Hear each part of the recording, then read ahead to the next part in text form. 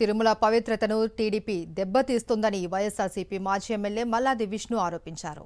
చంద్రబాబు, లోకేష్ తిరుమలలో ఒక ముఠాను నియమించారు అని, ఫైబర్ నెట్ కుంభకోణంలో నిందితులుగా ఉన్న వారికి భక్తుల సొమ్ముతో ప్రత్యేక సౌకర్యాలు కల్పించారు అని మండిపడ్డారు. ఆర్టిఫిషియల్ ఇంటెలిజెన్స్తో ప్రయోగాలు చేసి దానికోసం ట్రయల్ రన్ నిర్వహించిన ఫలితంగా 6 ప్రాణాలు కోల్పోయారని ఆగ్రహం వ్యక్తం చేశారు.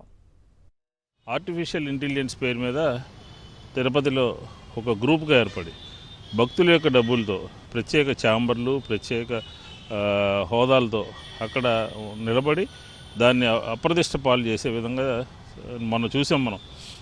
ఆర్టిఫిషియల్ ఇంటెలిజెన్స్ పేరు మీద మొట్టమొదటిగా ఆ క్యూరైల్ నిర్వహణ తీసుకుని తర్వాత దాన్ని అధిగమిస్తూ దర్శనాలకు సంబంధించినటువంటి దాంట్లో వారి ప్రమేయంకి జోక్యం చేసుకోవడానికి, వారికి కేటాయించడానికి ట్రయల్ రన్గా దీన్ని తీసుకున్నారు.